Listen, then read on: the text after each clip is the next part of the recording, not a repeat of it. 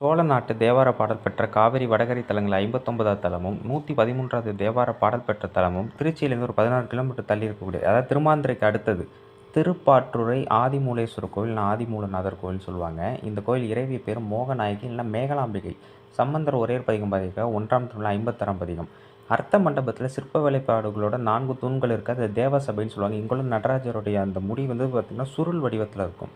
இந்த கல்வெட்டில் கொள்ளிடம் தென்கரை நாட்டு பிரம்மதேயமான உத்தமச்சீலி சதுர்வேதி மங்கல திருப்பாற்றுறை மகாதேவர் கோயில் குறிப்பிடுறாங்க. இந்த கோவிலில் கல்வெட்டுகள் மூலமாக திருநாவுக்கரசர் மடம் அப்படின்னு ஒன்று இருந்ததாக சொல்கிறாங்க. இந்த கோவிலோட அர்த்த மண்டபத்தை தேவசபைன்னு குறிப்பிடுறாங்க. இந்த கோவில் என்ன காரணத்தினால இந்த பேர் வருதுன்னா, பால் துறை, அதாவது இறைவனுடைய சிவலிங்கத்து தலை மீது பால் சொரிந்துக்கிட்டே இருந்ததுதான். அப்போ மார்க்கண்டேய மகரிஷி வழிபட்ட காரணத்தில் திருப்பால்துறை அப்படிங்கிறது திருப்பாற்றுறை அப்படின்னு மாறிடுச்சு. திருப்பாற்றுறை மகாதேவர் இப்பயும் திருப்பாற்றுறை அழைக்கப்பட்டாலும் சில இடங்களில் திருப்பால்துறை அப்படின்னு குறிக்கப்படுறதையும் பார்க்க முடியுது.